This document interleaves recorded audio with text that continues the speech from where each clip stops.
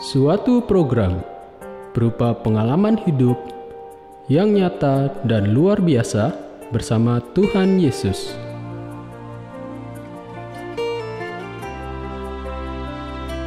Untuk memberi kekuatan, jawaban, dan jalan keluar bagi mereka yang membutuhkannya.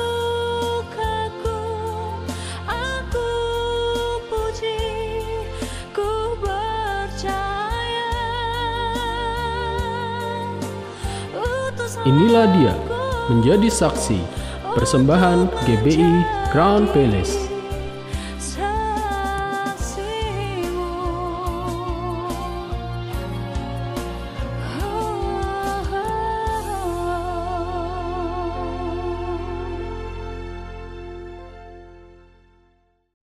Shalom Bapak Ibu Saudara terkasih dalam Tuhan, kembali lagi dalam program Menjadi Saksi, sebuah program kisah nyata bersama Tuhan Yesus yang siap menjadi kekuatan, penghiburan dan jalan keluar bagi Bapak Ibu yang mendengarkan pada malam hari ini.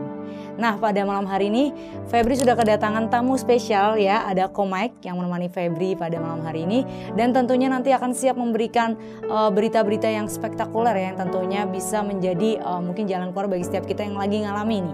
Nah, tapi sebelum kita mulai untuk acara pada malam hari ini, kita mau satu hati, kita akan berdoa bersama.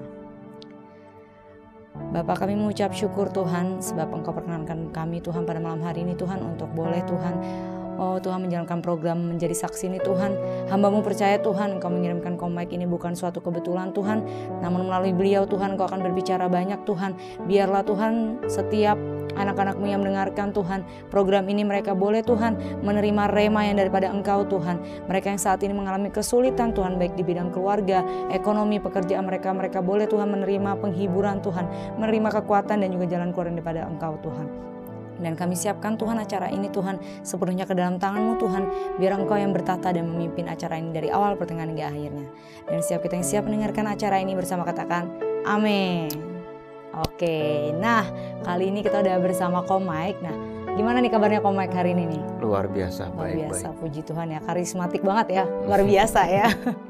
Nah kali ini mungkin Bapak Ibu juga udah pada kenal ya Ko Mike gitu ya. Siapa Ko Mike, dan mungkin di Menjadi Saksi sebelumnya juga udah pernah ngobrol ya.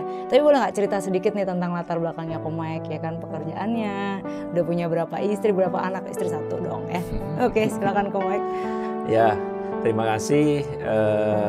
Saat ini saya punya 1 orang istri dan 3 orang anak ya. 2 perempuan dan 1 laki-laki. Dan pekerjaan saya saat ini adalah bergelut di bidang dagang ya, di bidang dagang. Jadi saya lebih ke ada dagang offline, ada juga online. Jadi sekarang ini kan sudah lebih banyak penjualan lewat online ya. Jadi saya itu lagi menggeluti dunia dagang di bidang online. Itu aja sih kira-kira. Ya, kalau misalnya di rumah tuh Ko Mike itu ambil jualan online, tapi kalau di gereja ya Ko Mike juga sebagai pembicara atau pendeta ya Ko Mike ya. Ya, kalau di gereja saya juga melayani sebagai hamba Tuhan, melayani juga ya bawain firman dan juga melayani di bagian, kalau di gereja GBI Crown Palace di bagian pengajaran ya. Oke, bagaimana ya? Di bagian pengajaran, sama juga membantu Pak Gembala dalam pelayanan. Kira-kira itu. Wow, luar biasa ya. Jadi baik di gereja maupun di rumah itu memang Ko Mike ini termasuk orang yang sibuk ya Ko ya? Bisa dibilang sibuk cukup juga sibuk ya? Ya, Cukup sibuk ya. Tapi pada hari ini dia mau meluangkan waktu untuk berbicara nih lewat Bapak Ibu dan juga teman-teman yang ada di rumah yang menyaksikan acara ini. Nah, ada satu hal yang menarik yang aku pengen tanya nih sama Ko Mike ya. Karena kan Ko Mike ini kan kalau di gereja juga pelayanan, kadang kan kita sering dengar juga Ko Mike ini khotbah ya. Apakah pernah terganggu dengan pekerjaannya ketika misalnya jadwal nih Ko Mike ya, hari ini kamu berbicara ya nih minggu ini gitu. Tapi ternyata misal pas tanggal cantik nih 12/12, tanggal 1/1, di mana prioritasnya Ko Mike supaya kayak pelayanan dan pekerjaan itu semuanya tetap seimbang, nggak terganggu. Nah, ini satu tantangan yang saya hadapi, memang tidak mudah, tidak gampang antara membagi pelayanan dengan membagi waktu untuk pekerjaan. Sehingga ada banyak orang yang mungkin lebih memilih, kalau saya ini panggilan hamba Tuhan ya saya full time aja. Nah, memang sangat sulit, saya akui sangat sulit. Saya pun beberapa kali ketika ditanya misalnya sama Mas Hari, Ko Mike, khotbah temanya apa nih? Ya, sudah hari hanya saya bahkan belum kepikiran temanya ini apa, karena persiapan tentu saja kurang. Karena kita sibuk dengan terfokus dengan pekerjaan. Jadi saya mau bilang memang sangat sulit bagi saya untuk membagi antara pekerjaan dengan yang namanya pelayanan, sangat sulit. Jadi kalau ada orang berkata, oh kita bisa berjalan bareng, mungkin ada orang yang bisa, tapi bagi saya sendiri masih belajar ya, masih belajar cukup sulit bagi saya. Nah karena itu saya mengantisipasi adalah solusinya bagi saya cuma kita itu adalah hubungan dengan Tuhan. Kalau kita dekat dengan Tuhan, ya kita hanya minta Tuhan, hikmat apa yang kamu berikan, hikmat apa yang Tuhan berikan. Dan yang kedua adalah kita mesti memutuskan untuk menyiapkan waktunya khusus memang betul-betul untuk belajar. Tapi kalau kita cuma mengandalkan khotbah-khotbah kita yang lalu atau mengandalkan kita teori-teori yang lalu, oh dulu saya pernah bawain firman ini, mungkin saya masih punya bahan-bahan yang lalu. Bagi saya itu kita sama seperti menyepelekan Tuhan. Betul. Dan itu yang berat, yang susah bagi saya. Jadi kalau dalam keadaan yang seperti itu, mau tidak mau saya mesti bayar harga dengan saya mesti mendisiplinkan diri saya. Dalam arti misalnya sudah waktunya saya harus mempersiapkan khotbah, sedangkan satu sisi saya harus masih banyak pekerjaan yang harus saya selesaikan dalam sekuler. Ya saya harus mau tidak mau harus memutuskan. Harus paksa. Kalau misalnya memang harus lembur untuk saya persiapkan diri, saya harus persiapkan khotbah, ya saya mesti lembur. Kadang-kadang sampai saya mau siapkan, pernah saya menyiapkan khotbah itu harus khotbah pagi. Jam 4 pagi baru saya itu betul-betul saya paksa untuk saya persiapkan. Jam 4 pagi, wow. Tapi satu hal dengan betul-betul saya minta ampun sama Tuhan. Karena satu hal tidak gampang bagi saya. Saya butuh hikmat, butuh sesuatu yang baru, apa yang Tuhan mau sampaikan, itu tidak mudah. Betul. Kalau kita bicara dengan skill, dengan kemampuan kita, dengan olah otak kita itu bisa. Tapi untuk membawakan satu firman yang betul-betul lahir dari hatinya Tuhan, ada sesuatu yang baru yang kita mau sampaikan kepada jemaat, maunya Tuhan seperti apa, itu tidak mudah. Betul. Itu tidak mudah. Itu tidak mudah. Nah, cuma beberapa kali yang saya alami adalah Tuhan itu nggak pernah membiarkan, tetap. Tidak pernah membiarkan, Tuhan tetap membukakan kebenarannya, memberikan kebenarannya. Cuma satu hal kadang-kadang Tuhan tegur bagi saya pribadi. Belajar untuk prepare, belajar untuk menyiapkan waktu lebih.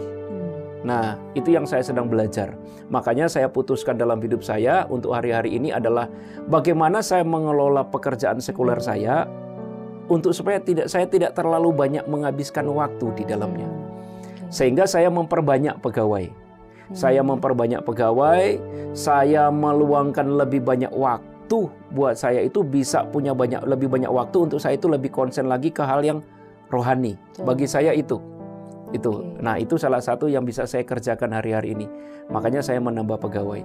Lalu yang saya lakukan juga adalah saya mulai lebih banyak untuk karena pekerjaan saya secara rohani adalah membawa firman, makanya saya lebih banyak ya dengar khotbah dari pendeta-pendeta yang lain. Saya lebih banyak mungkin baca, kan sekarang kalau di YouTube atau di Google kita bisa baca banyak sekali bacaan-bacaan, ya referensi-referensi. Kita butuh yang seperti itu. Nggak selamanya saya bilang bahwa kita otomatis dapat dari suara Tuhan yang turun dalam hidup kita. Enggak. Semua harus tetap butuh referensi ya kok. Butuh referensi. Nah, tinggal kita mau belajar apa enggak. Itu yang saya lakukan hari-hari ini. Wow, luar biasa ya. Jadi emang yang disampaikan tadi sama Komek ya, yang pertama kita tuh harus punya hubungan yang intim sama Tuhan ya. Jadi supaya kita bisa dikasih hikmat ya Koyak, antara pekerjaan dan juga pelayanan itu nggak terganggu. Dan yang kedua tadi, kita harus belajar memutuskan nih ya. Ketika kita memang dikasih mungkin ada beberapa yang tabrakan, kita harus memutuskan mana dulu nih yang kita prioritasin gitu ya. Dan ada beberapa cara lagi tadi seperti Komek ya, gimana caranya dia membagi waktu itu dengan dia menambah karyawan ya kan. Dia juga mendengarkan referensi. Jadi mungkin pas sambil kerja nih bisa sambil dengerin khotbah juga ya kok ya. Jadi bisa apa ya, mungkin barengan gitu ya. Jadi emang itu yang tadi disampaikan sama Komek. Jadi segala sesuatu emang harus di-prepare ya. Apalagi membawakan firman itu nggak bisa yang kayak udahlah udah biasa khotbah gitu ya, nggak usah disiapin juga bisa, nggak ada istilah kayak gitu ya kok ya. Semua harus tetap well prepare ya. Ya, kalau yang saya dapatkan begini Febri, bahwa kan kita punya tema nih untuk tahun depan nih, adalah kembali ke kasih yang mula-mula. Nah, itu kembalikan kasih yang mula-mula itu bagi saya itu satu tema yang sangat benar, sangat istilahnya sangat tepat untuk saat ini. Karena yang saya hadapi sendiri adalah dengan sibuknya saya dalam pekerjaan sekuler saya, kasih saya yang mula-mula, waktu saya dengan Tuhan itu sangat berkurang banget. Ya, karena dengan pekerjaan saya sekarang ini betul-betul menyita waktu, sangat menyita waktu. Karena Tuhan mempercayakan pekerjaan yang terus berkembang. Nah, untuk pekerjaan yang terus berkembang itu otomatis membutuhkan banyak strategi, membutuhkan banyak pemikiran, membutuhkan harus lebih banyak memikirkan tentang pemasarannya gimana, cara kerjanya ke depan gimana, handle supaya ini berjalan dengan baik seperti apa. Itu butuh pemikiran yang sangat banyak. Nah, kalau kita dengan pekerjaan seperti itu kita terikat, otomatis waktu kita habis hanya untuk pekerjaan. Hanya untuk pekerjaan. Nah, makanya satu tema yang diberikan adalah kembali ke kasih mula-mula. Bagi saya itu sangat penting banget. Kenapa? Karena sekarang ini saya menyadari bahwa semua yang saya punya, semua yang saya bisa kerjakan, semua yang bisa saya hasilkan, saya menyadari benar ternyata cuma anugerah. Betul. Bukan karena kepintaran saya, bukan karena kemampuan saya menghandle, bukan karena kepintaran saya untuk mengatur, bukan karena banyaknya pegawai saya yang profesional, bukan. Tetapi karena anugerah Tuhan dalam hidup saya. Nah, ketika saya ini betul-betul fokus dengan Tuhan, baru Tuhan akan tambahkan itu semua. Dia akan membuat segala sesuatu itu lancar. Nah, seringkali waktu kita masuk ke dalam pekerjaan sekuler, justru kita kebalik. Waktu itu lebih banyak habis untuk memikirkan tentang pekerjaan sekuler. Bagaimana strateginya, bagaimana penjualannya, bagaimana untuk meningkatkan, sehingga kita jadi capek di situ. Nah, berbeda dengan kita itu kembali kepada Tuhan, bahwa segala sesuatu Tuhan itu sebenarnya yang mengatur. Nah, jadi dalam hal ini saya belajar satu hal, bagaimana untuk supaya kita lebih baik. Dari saya pribadi adalah kita harus lebih banyak dekat dengan Tuhan. Waktu semakin banyak kita dekat dengan Tuhan, semakin banyak hikmat yang akan Tuhan berikan.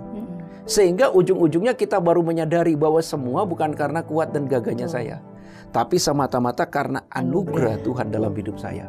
Nah, ini yang sangat penting bagi kita. Saya mau bilang begini, bahwa jangan pernah kita takut tentang masa depan, jangan pernah kita takut tentang kesuksesan, jangan kita takut tentang ke depan pekerjaan saya mau jadi seperti apa.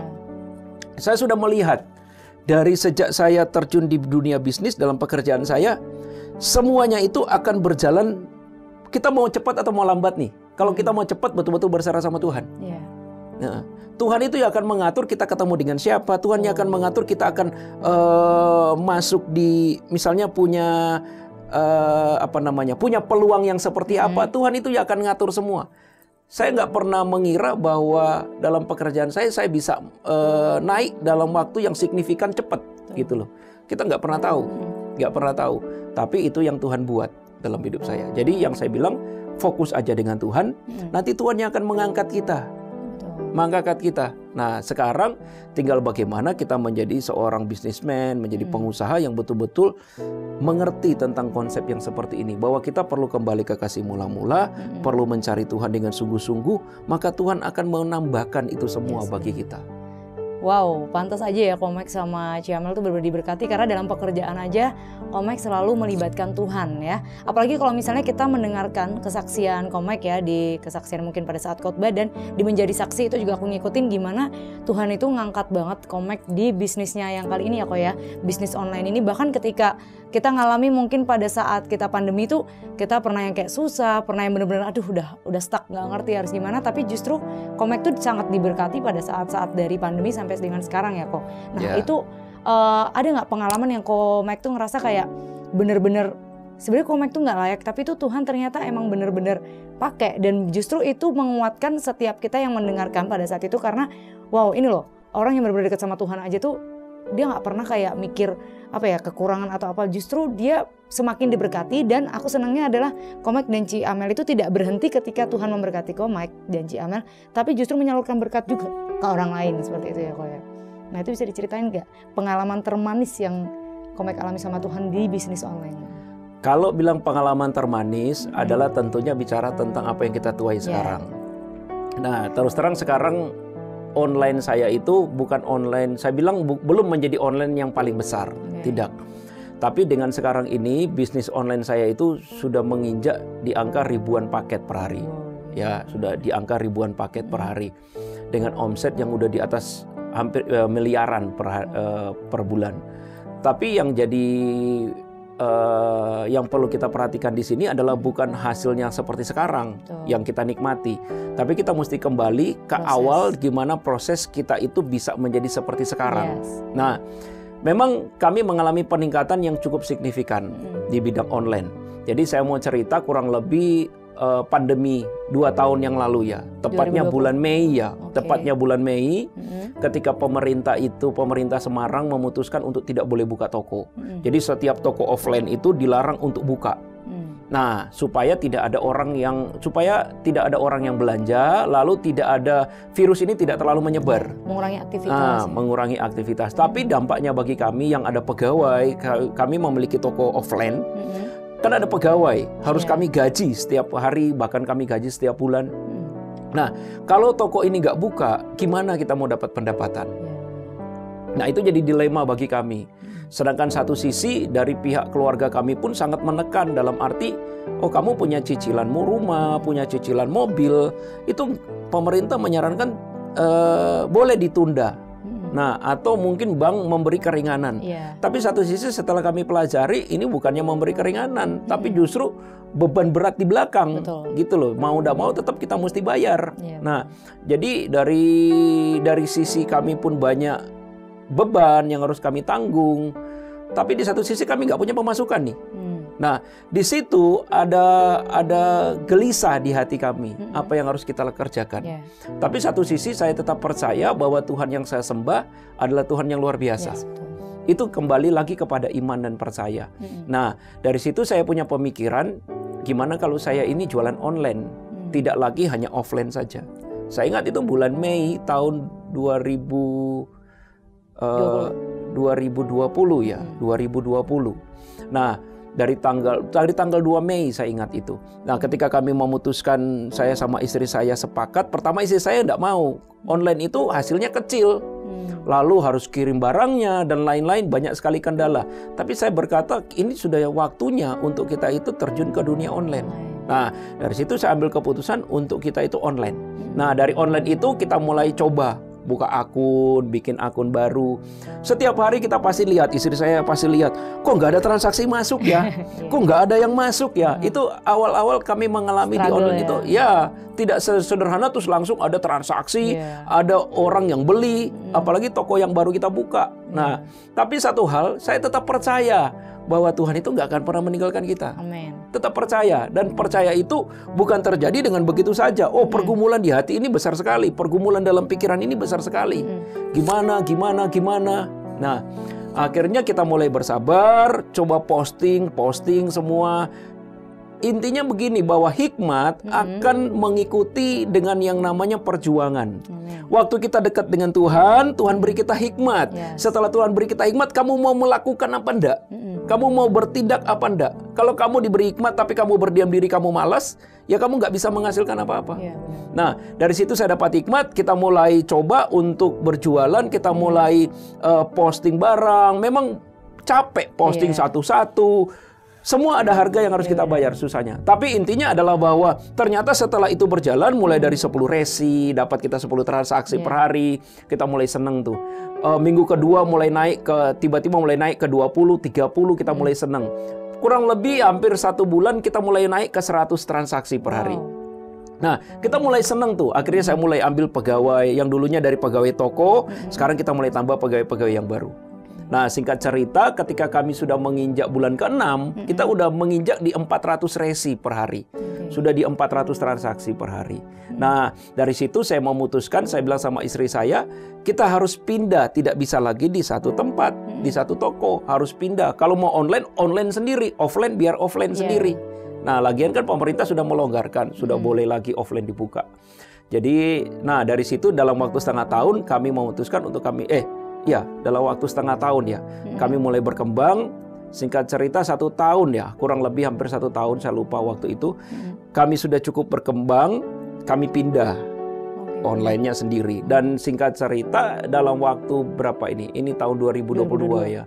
Kurang lebih 4 bulan yang lalu ya. Kami memutuskan untuk, karena sudah naik begitu signifikan transaksi ini, akhirnya kita sudah memiliki pegawai yang cukup banyak. Wow, kira-kira berapa tuh kok? Kalau sekarang ini sudah ada, kalau untuk online-nya aja sekitar 20 orang ya, 20 sampai 25 orang. Nah, dari situ kita udah nggak cukup tuh tempat. Akhirnya saya memutuskan untuk saya beli satu gudang untuk kita punya online sendiri. Nah, jadi sekarang kita punya online sendiri. Wow, luar biasa guys. Jadi udah ada tempat online sendiri sama offline ya kok ya? Offline-nya kita masih ada, online-nya juga kita masih ada. Dan itu lebih berkembang. Dan hari-hari ini kita naik signifikan. Sangat naik signifikan. Jadi ada saja yang Tuhan berikan bagi kami. Jadi di satu sisi ketika ada marketplace yang mulai gugur, Tuhan buka bagi kami itu pintu yang lain. Pintu yang lain. Nah, dari transaksi kami yang sudah mulai macet, Tuhan bisa kasih kami perubahan begitu cepat tanpa kami kerasa bahwa ini terjadi perubahan. Dan ini naik dengan sangat signifikan. Naik sangat signifikan. Nah, kembali lagi yang Tuhan mau, yang saya pelajari adalah gimana sih kita ini dengan Tuhan. Masalah itu semua terjadi, bagi saya itu bonus. Betul. Ya, hikmat akan mengikuti ketika kita dekat dengan Tuhan. Anugerah akan mengikuti ketika kita itu betul-betul tulus dengan Tuhan. Nah, itu aja sih. Dan yang aku tangkap adalah Komek itu mau sabar dengan prosesnya, karena benar diceritain tadi ya, mulai dari awal mungkin ngepost aduh 0, terus ya mungkin dari sampai hari kesekian kok masih 0 sampai akhirnya ada 10, dari 10 sampai 100 sampai mungkin sekarang udah ribuan, dan benar-benar menghargai jalannya proses itu. Dan yang kedua aku lihat adanya konsistensi ya kan kok ya, walaupun mungkin di awal masih belum ada pelanggan, tapi Komek sama Ciamel tuh tetap posting terus karena itu yang mungkin dibutuhkan ya ketika kita berbisnis, kita punya usaha, kita harus yang namanya sabar sama proses dan harus konsistensi dengan apa yang sudah kita jalankan sekarang. Karena benar yang dibilang sama Komek ya, semua tuh segala sesuatunya gak instan. Kita harus tahu dulu Tuhan itu maunya gimana, sampai akhirnya yang ketiga yang paling penting juga ini salah satunya adalah gimana kita walaupun dalam proses kita di bawah, kita tetap punya hubungan yang dekat sama Tuhan. Sampai akhirnya Tuhan berkati dengan sangat luar biasa ya, berkelimpahan. Bahkan mungkin kantornya atau gudangnya itu udah ada berapa ya kok gudangnya sendiri? Kalau gudangnya masih ada satu ya. Gudang masih ada satu ya, tapi kantornya udah beda ya. Gudang sama offline-nya jadi satu. Gudang sama online-nya jadi satu. Gudang sama online-nya jadi Cuma satu. kalau toko offline ada juga sendiri ya. Wow. Kita juga punya sendiri. Bener-bener. Kalau digabung kayak udah nggak cukup banget itu ya kok ya. Udah bener-bener budak gitu. Jadi akhirnya dipisah guys. Ya sekarang pun saya lagi berpikir bahwa dengan online sekarang kita udah nggak bisa nampung. Sudah harus memikirkan untuk gudang yang baru. Gudang baru. Karena sudah nggak bisa. Karena kita sudah menginjak di angka yang. Jadi setiap kali saya pindah gudang, saya sudah 2 kali pindah gudang. Yang kemarin saya kontrak baru pakai 3 bulan. Saya kontrak 3 tahun. Saya baru pakai kurang lebih 6 bulan. Itu sudah nggak cukup. Saya mesti pindah lagi. Nah, dan sekarang ini saya sudah pindah lagi. Prediksi saya sudah mencapai. Jadi saya punya standar misalnya 2.500 per hari. Itu sudah mencapai. Dan sekarang kami sudah harus berpikir lagi untuk di tempat yang lebih baru lagi karena udah nggak bisa mencukupi. Karena otomatis semakin banyak transaksi yang masuk, butuh gudang yang semakin besar, butuh pegawai yang semakin banyak, nggak akan pernah bisa cukup. Gitu. Wow, berarti emang luar biasa banget ya kok ya. Nyangka nggak sih kok sampai sini? Ya kita semua nggak akan pernah menyangka bahwa apa yang Tuhan buat. Nah, cuma memang satu sisi begini, Febri, bahwa semakin banyak yang kita kerjakan, waktumu akan semakin banyak tersita di situ. Iya, benar-benar. Waktumu akan semakin banyak tersita. Nah, cuma yang saya pelajari begini. Kenapa sih Tuhan itu mau mempercayakan sesuatu kepada kita? Karena Tuhan, saya bilang Tuhan itu sebenarnya cuma melihat kesiapan hatimu. Kamu bisa nggak punya hati yang tetap rendah hati, yang mau menghargai orang lain? Kamu masih nggak punya hati yang mau dibentuk oleh Tuhan? Itu udah gampang. Mungkin di saat seperti saya sekarang, maaf kata, banyak orang yang berkata begini, kok Komek sama Ciamel kok masih gampang ditemui ya? Masih bisa diajak ngobrol, masih bisa diajak tukar pikiran. Kok bos-bos yang lain kok nggak bisa ya ditemui? Nah, saya berkata itulah saya belajar tentang kerendahan hati. Nah, saya belajar tentang kerendahan hati, saya menerima misalnya sales, misalnya menerima orang yang menawarkan barang, saya tetap mau bergaul, mau dekat, mau baik. Supaya apa? Supaya kita ini loh orang Kristen itu seperti ini. Anak Tuhan itu ya seperti ini. Ramah, lemah lembut, rendah hati. Itu yang saya belajar. Saya pernah menjadi orang yang keras. Tapi akhirnya saya rugi sendiri. Orang meninggalkan saya. Tapi di sini saya belajar ketika kita rendah hati, kita tahu jaga hati kita. Justru Tuhan itu yang menuntun kita. Amin. Akhirnya kita ketemu dengan orang-orang yang tepat. Waktu kita menjadi orang rendah hati, Tuhan kirimkan orang-orang yang mau nolong kita. Orang-orang yang mau supply barang bagi kita. Itu yang membuat kita itu bisa naik dalam bisnis, dalam pekerjaan.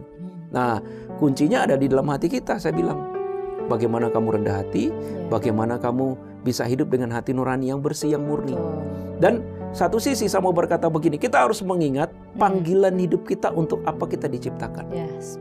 Kita ini ada dalam dunia ini bukan hanya menjadi seorang bisnismen atau misalnya menjadi orang yang punya uang, punya karir, bukan sebenarnya.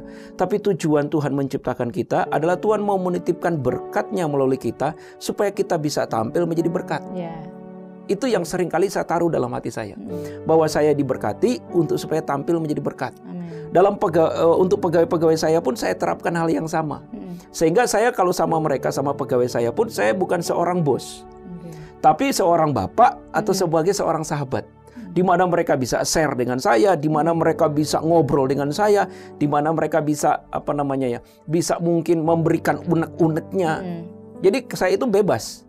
Saya bilang kamu punya masalah dengan hidupmu, saya coba memberikan solusi, saya coba memberikan arah sehingga mereka nyaman dengan pekerjaannya. Nah, disitulah saya berkata begini bahwa itulah kita fungsinya untuk menjadi berkat. Amin. Nah, saya percaya berkat itu akan turun seiring dengan hidup kita yang benar. Hidup kita yang benar. Kalau hidup kita benar, hati kita jaga dengan benar. Saya percaya kok berkat itu akan mengiringi kita. Benar. Itu surga tuh pasti terbuka ya kalau kita semua. Nah, itu ya tadi yang diceritain sama Komek. Cuma aku juga kalau nggak salah nih ya, Komek itu kan juga ikut FA ya kok ya. Dimana FA-nya Komek itu banyak anak-anak muda gitu ya. Dan Komek ini kayaknya pegawainya juga banyak yang muda gitu ya. Banyak anak muda. Nah, pernah nggak Komek itu kayak dapat sesuatu dari mereka yang kayak mungkin itu sederhana yang Komek lakuin, tapi ternyata kayak ngena banget ke mereka dan mereka sampai kayak segitunya mungkin melihat mungkin mereka tidak percaya Tuhan, itu jadi kayak gila ya punya bos yang ternyata tuh kayak gini ya kalau punya bos yang emang dekat sama Tuhan gitu. Ya memang salah satu, memang ada beberapa anak di pegawai saya, maaf kata mereka kan semua pegawai saya 90% lah itu kan bukan Kristen. Jadi bagaimana kita mau jadi berkat? Ya ini tantangan bagi saya, seorang hamba Tuhan yang menjadi seorang bos di satu tempat kerja supaya mereka ini bisa melihat Kristus gimana caranya. Itu satu PR bagi saya. Nah, jadi saya cuma tunjukkan ke mereka, ini loh hidupnya orang Kristen seperti ini. Hidup orang Kristen itu seperti ini. Dan ketika saya hidup apa adanya, justru ketika saya bicara, mereka mau mendengar. Bahkan bagaimana cara saya itu memberitakan Kristus ke mereka, itu salah satu melalui hidup saya. Yang kedua, waktu saya bicara, saya sisipkan kebenaran firman Tuhan di dalamnya. Contoh, ada beberapa pegawai saya yang bermasalah di tempat kerja atau bermasalah dengan keluarganya. Dia mungkin punya problem dengan psikologinya. Saya panggil satu persatu dan saya bicara 4 mata. Waktu saya bicara 4 mata, saya tunjukkan latar belakang hidup saya. Yang dulunya saya seperti apa, diubah Tuhan seperti sekarang seperti apa. Lalu kalau kamu melihat, saya bilang ke pegawai saya, kamu melihat Komek sekarang seperti apa. Kalau misalnya menurut pandanganmu Komek ini sukses, kamu mau nggak seperti ini? Dan kenapa bisa ada di level yang seperti ini? Kamu harus bisa mengerti sejarah perjalanan hidup saya. Nah, dari situ saya cerita, saya sisipkan kebenaran firman di dalamnya. Sehingga mereka kadang merasa nyaman. Merasa nyaman dalam arti mereka bisa mengakui secara tidak langsung dalam hati mereka bahwa bahwa Tuhannya orang Kristen memang betul-betul bisa bicara. Saya selalu bilang bahwa Tuhan yang saya sembah bisa bicara sama saya. Dia Tuhan yang hidup. Dia yang menuntun saya seperti sampai sekarang. Karena itu dalam hidupmu saya seringkali bilang, kamu mesti berubah. Harus percaya dengan Tuhanmu. Kalau kamu mau berubah. Dan ada beberapa dari mereka yang kadang-kadang suka bertanya, oh memang kalau Kristen itu seperti apa sih Pak? Nah, jadi saya tidak pernah menginjili, tapi saya cuma berbicara tentang kekristenan itu seperti ini. Bahkan saya berbicara dari sisi Alkitab. Kalau Alkitab berkata orang yang ditinggikan, yang meninggikan diri dia akan direndahkan. Orang yang merendahkan diri dia akan ditinggikan. Sama seperti itu hidup manusia. Kadang-kadang saya sisirkan firman di dalamnya ketika bicara dengan mereka. Dan mereka mulai mengerti. Mereka mengerti. Nah, di situ saya menimbulkan rasa penasaran tentang kebenaran kekristenan. Bahwa kekristenan itu sangat kaya ilmunya. Nah, dari banyak hal yang saya buka tentang firman berkata begini, Alkitab berkata begini, mereka mulai tercelik tuh pandangannya. Oh, ternyata dalam Alkitab itu banyak hal ya di luar dari pandangannya kita. Ternyata sangat terperinci Alkitab itu. Nah, itu cara saya. Saya nggak berkata, Yesus itu Tuhan dan Juru Selamat. Kalau kamu percaya kepada Yesus, nanti kamu masuk surga. Kalau kamu nggak percaya, kamu masuk neraka. Nggak, orang akan langsung menolak. Tapi dari hidupnya kita, bagaimana kita berbicara kepada mereka. Yang pertama saya mau berkata begini, kita harus sukses dulu. Amin. Baru kita bisa punya power untuk bicara. Ketika kita menjadi orang yang sukses, jadi orang yang dihormati, jadi orang yang disegani, maka kita punya power untuk bicara. Pada waktu kita punya power untuk bicara, kita gunakan power itu, kesempatan untuk kita memberitakan tentang kebenaran firman Tuhan. Nah, kalau kita diberkati Tuhan, kita harus mengerti bahwa tujuan kita diberkati untuk kita menjadi saksinya Tuhan. Amin. Wow, luar biasa ya. Luar biasa. Aku setuju sih sama yang dibilang Komek ya. Karena mungkin benar yang dibilang Komek. Ketika kita ketemu sama orang yang tidak percaya, kalau kita langsung ngomongnya Injil, menginjili itu sulit buat mereka bisa melihat karakter Kristus itu dalam hidup kita ya. Tapi yang dilakukan Komek itu sederhana. Dia mempraktekkan itu dalam kehidupan dia sehari-hari, bagaimana dia berhubungan dengan pegawainya gitu ya. Jadi kayak pegawainya pun mendengar gitu apa yang dibilang sama Komek, dan akhirnya rasa penasaran itu yang membuat wow, Tuhan ya, orang Kristen ini benar-benar dahsyat ya, karena bosku sendiri aja seperti ini gitu. Bukan hubungan yang kayak bos sama pegawai yang benar-benar berjarak, tapi justru seperti seorang bapak kepada anak gitu ya Pak ya. Benar. Ya, kalau kita misalnya itu terlalu keras dengan pegawai juga. Kalau misalnya contoh begini, kita nggak menjadi berkat di mata mereka. Karakter kita, hidup kita nggak jadi berkat. Bagaimana kita mau bicara, mereka mau dengar. Sekalipun kita bos. Nah, mereka hanya akan menjadi penjilat bagi kita. Di saat kita punya uang, mereka akan dekatin untuk jilati kita. Nah, berbeda dengan kita menjadi seorang bos, kita punya uang, lalu kita juga punya wibawa, kita punya kasih, kita punya karakter yang benar. Waktu kita bicara, mereka betul-betul akan mempelajari, akan dengan tulus mengikuti kita, bukan menjilati kita. Jadi prinsip saya adalah kita ini cermin. Alkitab kan berkata kita ini surat pujian Tuhan yang terbuka, yang dapat dilihat, dibaca oleh banyak orang. Karena itu kamu harus hidup ya apa adanya. Kalau saya bilang saya marah, saya tegur, tapi setelah itu ya saya kasih, gitu. Saya kasih dalam arti ya kasih saya ya saya tetap bicara sama mereka sebagai seorang bapak. Ya kenapa saya marah, kenapa saya tegas, tapi satu sisi saya mengasihi. Nah, karena bapak yang baik seperti itu ya, ketika kita salah ya memang kita harus ditegur gitu ya. Tapi ketika sudah selesai ya udah kita kembali lagi memberikan kasih itu pada mereka sehingga nyampe ya kok ya. Wow. Nah, itu tadi sedikit ya cerita bagaimana kita juga bisa mengambil ya beberapa hal yang positif dari Komek itu yang bisa kita kerjain dalam kehidupan sehari-hari. Karena memang dalam dunia pekerjaan itu banyak banget tantangannya ya. Baik tantangan secara target kita sendiri maupun hubungan kita kepada staff atau mungkin kepada bos, kepada pegawai kita, dan itu tadi sudah diceritain semuanya sama Komek ya. Nah, ada satu juga yang mungkin ini Febri sendiri, mungkin teman-teman di sini juga Bapak Ibu yang menyaksikan tuh penasaran, apakah ada nih ya ketakutan dari Komek untuk menghadapi tahun 2023 yang kata-katanya orang nih di luar tuh tahunnya gelap, resesi gitu ya.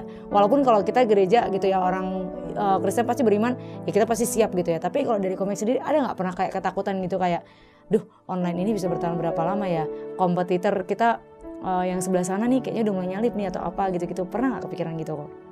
Dari pengalaman hidup saya nggak pernah takut dengan masa depan. Karena bagi saya kalau satu pintu ditutup, maka akan ada 10 jendela yang akan Tuhan bukakan untuk menggantikan satu pintu itu.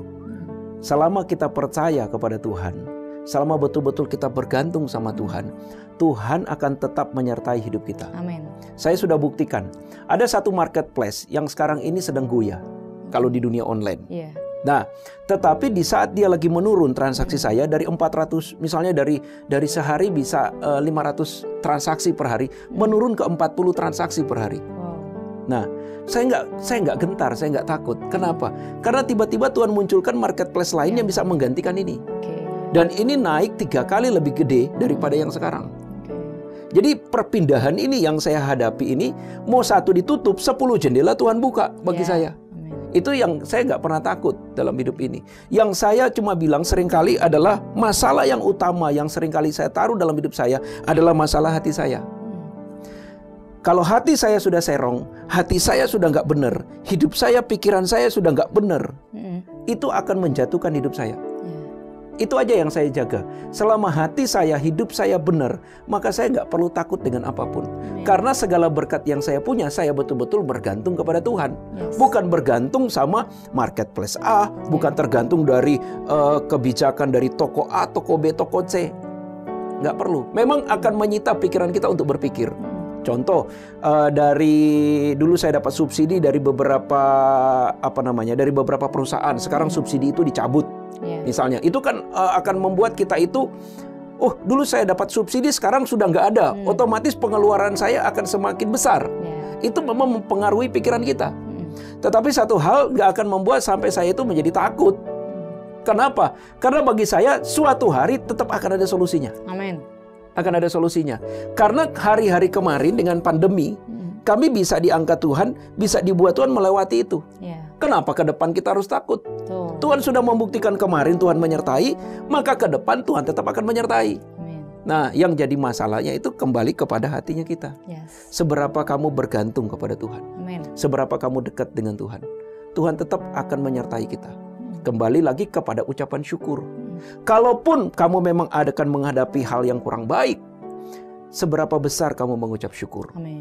Semakin besar kamu mengucap syukur, maka Tuhan akan mempercayakan perkara yang lebih besar. Contohlah begini, saya belajar dari Ayub kalau berbicara soal bisnis. Waktu Ayub diuji Tuhan sampai habis-habisan, coba perhatikan, dia nggak punya apa-apa. Saya pun mungkin diuji sampai habis-habisan misalnya, saya nggak punya apa-apa.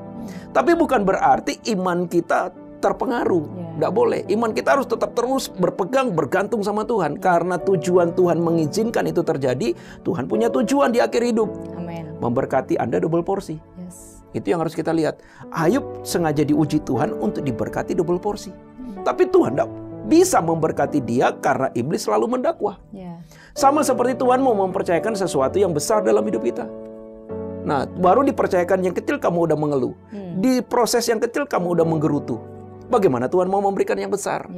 Tapi begitu kamu mengucap syukur dalam hidupmu, kamu tahu jaga hatimu dengan benar, pikiranmu kamu jaga dengan benar. Tiba waktunya Tuhan berkati kamu double porsi, kamu gak akan sombong. Kamu gak akan kaget. Kamu sudah siap. Tetap rendah hati, tetap rendah hati.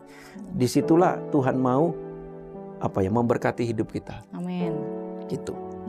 Jadi buat para pengusaha di luar sana atau semua Bapak Ibu, teman-teman, jangan pernah takut ya 2023. Baik mungkin Bapak Presiden sendiri ya udah bilang tahunnya gelap, mungkin Menteri Ekonomi udah dengan segala perkiraannya itu, kita harus tetap percaya bahwa kita punya Tuhan yang luar biasa ya. Tuhan yang tidak akan pernah menutup pintu itu buat kita. Dan mungkin apabila satu pintu tertutup seperti yang bilang Komek tadi, 10 jendela akan terbuka. Jadi jangan membatasi Tuhan itu dengan satu cara, karena Allah kita tidak terbatas ya teman-teman semua. Nah, mungkin aku juga sebagai orang muda yang pengen merintis usaha nih, aku butuh nih tips and trick ya, mungkin langkah-langkah gitu dari Komek sendiri ketika menjalankan usaha ini. Mungkin kan di sini banyak pengusaha juga yang menyaksikan ya Komek ya. Jadi gimana nih kisi-kisi atau tips and tricknya ketika kita punya bisnis itu supaya usaha kita tuh setidaknya bisa bertahan gitu ya. Kalaupun susah untuk bertumbuh saat ini, susah untuk berkembang, tapi setidaknya bertahan, tidak jatuh gitu tuh gimana nih Komek? Kalau tips and trick adalah kita harus bisa melihat pasar sekarang berkembang seperti apa. Nah, karena saya di bidang bisnis, kayak saya kosmetik ya, bergerak di kosmetik itu lebih cenderung ke online. Nah, kita harus bisa melihat, mungkin Anda di luar sana punya bisnis apa, saya juga tidak tahu di bidang apa. Tapi kita harus bisa melihat adalah enaknya bisnis ini mau dijual secara apa? Secara offline, secara keagenan, ataukah mungkin lewat pakai orang kedua, kayak ada supplier, atau mungkinkah kita bisa menjual langsung ke toko-toko? Kita lebih mengerti seperti apa itu. Nah, tetapi satu hal, kita harus bisa mengikuti dengan pola perkembangannya zaman. Oke, betul. Zaman dulu kita menjual bukan dengan online, dengan offline sudah bisa jalan. Sekarang ini orang lebih cenderung ke online. Jadi ke online itu dalam arti begini, orang sekarang itu kalau misalnya Febri sendiri, kalau kamu mau beli kosmetik, kamu lebih senang beli di online, barang datang lalu bayar ke kurir, atau kamu pergi ke toko lalu kamu cari kosmetiknya? Online sih, lebih praktis. Lebih praktis online kan? Betul. Karena zaman sekarang orang sudah lebih ke online. Iya, betul. Sekarang itu ada sistem yang namanya sistem COD. Orang tinggal pesan barang, kalau dia datang saya bayar, dia nggak datang saya nggak rugi. Iya, betul. Nah itu dunia dimanjakan yang seperti itu.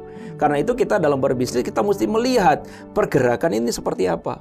Yang kedua yang saya pelajari adalah sekarang zamannya adalah sudah zamannya digital. Betul. Sudah zamannya digital. Nah, anak-anak kecil sudah semuanya sudah hobi dengan lihat TikTok, dengan gadget, dengan apa. Jadi penjualan sekarang sudah menggunakan penjualan digital. Nah, bukan berarti kita meninggalkan yang konvensional, tidak. Tetapi kita harus bisa buka mata melek dengan teknologi. Kalau kita merasa bahwa kita sendiri terbatas, tidak punya kepintaran, tidak punya kemampuan untuk terjun ke dunia digital, paling tidak Anda mencari pegawai yang bisa menghandle digital itu. Cari pegawai untuk bisa memanage bagian itu, biar kita bisa jalan barengan. Sebab saya perhatikan begini, beberapa toko atau beberapa pengusaha yang kolot, yang masih pakai pemikiran yang lama, mereka tertinggal, nggak bisa berlari, nggak bisa berlari. Kalah dengan anak-anak muda yang sudah terjun ke dunia, sudah dengan dunia gadget, dengan dunia digital, mereka sudah berkembang sangat begitu cepat. Karena penjualan pun sekarang sudah melalui online semuanya.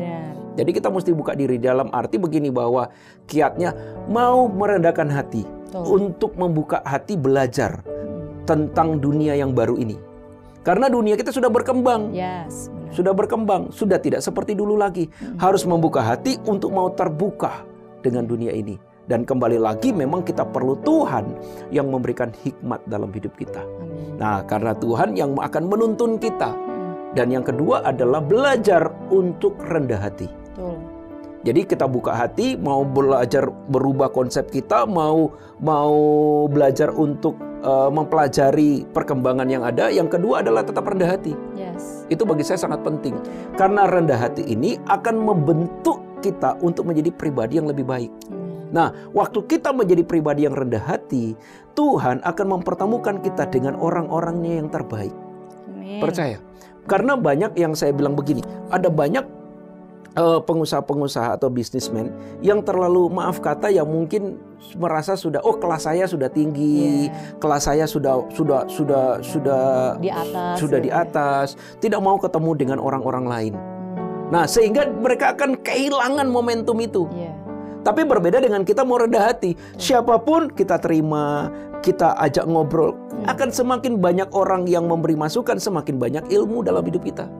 Nah, kerendahan hatimu itu akan memberi engkau banyak sekali hal-hal yang positif atau masukan-masukan yang baik. Nah, dari situ baru kita akan bisa mengerti tuh, ternyata dunia ini udah berkembang. Dan banyak akhirnya orang-orang akan mensupport pekerjaan kita. Itu yang saya dapati. Jadi belajar untuk berkembang dengan terbuka dengan pergerakan dunia. Yang kedua, tetap rendah hati. Itu aja. Wow, luar biasa ya, seru banget dengernya, kayak gitu. Ternyata emang kunci kesuksesan itu gak jauh-jauh ya dari rendah hati ya. Tetap attitude itu juga butuh gitu ya, dan dekat sama Tuhan. Selain kita juga harus menguasai tentang pasar kita kemana, kita terbuka untuk pergerakan dunia ini mau kemana gitu ya, kayak di Bang Komik tadi.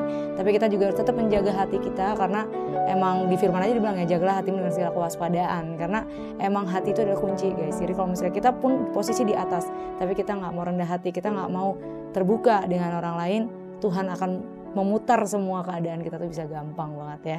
Dan yang tentunya yang utama, yang terakhir itu tadi yang dibilang sama Komek, tetap jaga hubungan dengan Tuhan. Karena sumber segala sesuatu yang kita peroleh saat ini semuanya itu karena kasih karunia Tuhan, semua pemberian sama dari Tuhan gitu. Jadi itu yang perlu kita jaga, yang harus benar-benar bisa kita realisasikan ketika nanti kita mau berbisnis, kita lagi menjalankan usaha, supaya kita bisa terapkan itu ya, sebagaimana Komek sudah menerapkan itu dan puji Tuhan emang sudah sangat diberkati gitu ya. Tapi Komek sampai sekarang pun tetap mau rendah hati, tetap mau meluangkan waktu walaupun diajak ngobrol gini ya, kalau mungkin harusnya kulaan nih ya, mungkin lagi harusnya nge-packing barang, tapi tetap mau gitu loh meluangkan waktunya. Karena dengan sharing-sharing seperti ini kadang-kadang kita juga dapat sesuatu yang ternyata kita nggak dapetin di luar gitu loh, gitu sih. Nah mungkin kemarin juga ada khotbah tentang keluarga ya, tadi kita udah bahas tentang pelayanan, pekerjaan, tapi kalau dari keluarga sendiri gimana nih kok? Kan kalau kita lihat tuh ya, maksudnya Komek tuh juga harmonis gitu ya, anaknya cantik-cantik, lucu-lucu gitu.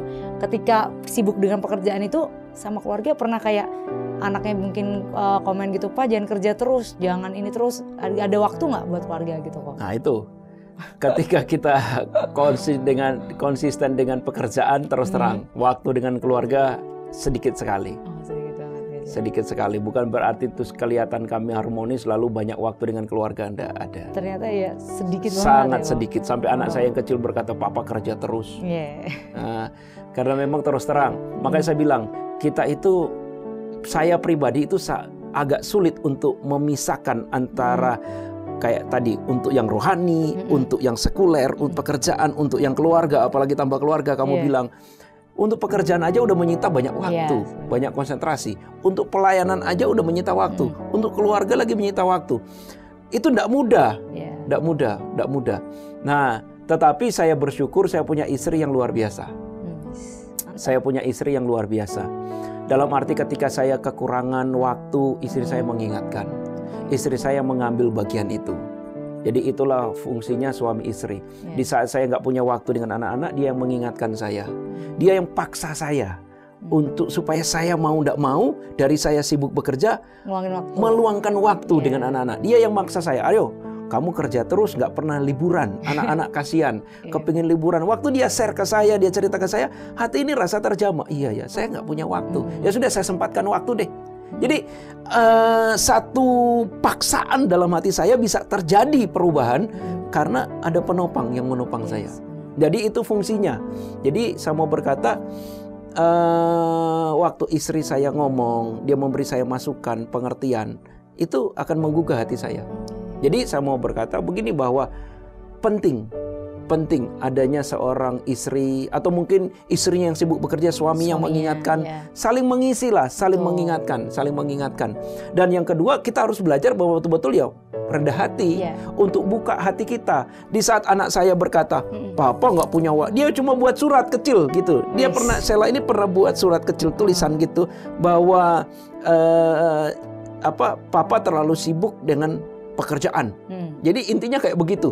Itu aja waktu saya baca itu saya langsung berpikir bahwa iya ya, berarti di mata anak saya papanya ini sibuk sama pekerjaan, nggak sama anak-anaknya. Sehingga itu yang memaksa saya, berulang kali dalam pikiran saya tanamkan, kamu mesti sediakan waktu untuk anakmu.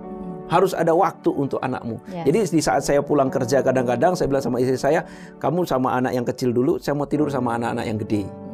Supaya saya punya waktu untuk bicara, saya punya waktu untuk sharing, saya punya waktu untuk ngobrol. Jadi apa ya? Ya kita mesti paksa ya diri kita. Untuk paksa, secapek-capeknya kita, sesibuk-sibuknya kita harus tetap paksa untuk menyediakan waktu. Itu pun saya sudah paksa, tetap aja kurang sempurna ya. Kurang sempurna. Nah, itulah PR saya. Mudah-mudahan kalau mungkin ada yang lebih bijak, ya ini yang saya perlukan. Ada yang lebih bijak, membagi waktu dalam pekerjaan, membagi waktu dalam keluarga, pelayanan pelayanan, ya itu yang saya sedang belajar untuk menjadi yang lebih bijak dalam hal itu. Wow, jadi emang benar-benar masih memang Komek sendiri menganggap PR-nya itu memang manage waktu ya kok ya, manage antara pekerjaan, keluarga dan pelayanan. Tapi puji Tuhannya memang Komek itu yang seperti dibilang tadi ya, punya istri yang benar-benar sebagai penolong gitu ya. Jadi sebagai reminder gitu ya. Mungkin Bapak Ibu di sini juga ada yang mungkin istrinya suka kerja, hobinya kerja, mungkin suaminya yang kadang mengingatkan. Karena memang walaupun sedikit ya, walaupun mungkin seminggu sekali itu, tapi tetap butuh namanya waktu buat keluarga supaya anak itu juga tetap ngerasain kasih sayang orang tua tadi ya. Walaupun mungkin secara fasilitas, secara keuangan dipenuhi, tapi tetap butuh yang namanya itu afeksi ya, kasih sayang langsung dari orang tua itu tadi. Wow, seru banget pembicaraan kita pada malam hari ini ya Kak ya. Nggak terasa nih kayaknya kita udah sekitar 40 menit udah ngobrol ya. Mungkin sebenarnya masih banyak yang ingin ditanyain, tapi mungkin nanti kita ngobrol di belakang ya, karena kita juga terbatas dengan waktu. Dan untuk menutup menjadi saksi pada malam hari ini, mungkin Komek boleh mendoakan kita semua di sini, mungkin Bapak Ibu yang juga ada di rumah-rumah ya. Kita tutup dalam doa. Oke, ya mari kita berdoa. Bapa yang kami sembah dalam nama Tuhan Yesus, kami percaya Engkau Tuhan yang luar biasa. Amen. Kami percaya Engkau Tuhan yang hidup. Yes. Engkau Tuhan yang benar-benar ada dan Engkau nyata dalam hidup kami. Amen. Ajar kami untuk kami bisa melihat kepada kuasa-Mu. Yes. Ajar kami untuk kami betul-betul bisa melihat bahwa Engkau adalah pribadi yang sungguh-sungguh ada nyata dalam hidup kami. Amen. Tuhan, tinggallah Engkau di dalam kami dan biar kami tinggal dalam firman-Mu supaya hidup kami ini berbuah menjadi berkat. Karena kami menyadari bahwa hidup kami dalam dunia ini cuma sementara. Dan segala yang Kau berikan bagi kami cumalah titipan, cumalah fasilitas untuk kami menjadi berkat bagi sekeliling kami. Untuk itu benahi pikiran kami, benahi akal pikiran kami dan hati kami, supaya kami tidak hidup hanya untuk mengumpulkan kekayaan, tidak hidup hanya untuk mementingkan diri kami sendiri, tapi kami hidup menyenangkan hati-Mu ya Tuhan. Yes. Dengan apa yang kami punya, kami bisa tampil menjadi berkat. Amen. Karena untuk itulah kami diciptakan. Yes. Tuhan, terima kasih. Berkati setiap usaha pekerjaan, setiap yang menonton acara ini, biar apa yang menjadi pergumulan hidup mereka, Tuhan tolong, Tuhan berikan jalan keluar. Engkau memberkati mereka supaya mereka tampil menjadi berkat. Amen. Berkati setiap rumah tangga supaya mereka hidup dalam damai sejahtera dan sukacita. Kami berdoa, kami mengucap syukur Bapa. Kami percaya mulai malam ini Engkau memberkati kami, Amen. menyertai kami dan membuat apa yang kami kerjakan itu berhasil, sebab nama-Mu harus dimuliakan. Amen. Dalam nama Tuhan Yesus kami berdoa dan berterima kasih. Amin.